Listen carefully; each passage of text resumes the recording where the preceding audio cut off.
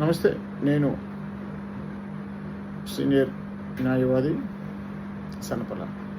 Call recording ఎవిడెన్స్గా తీసుకుంటారా? మిత్రులారా,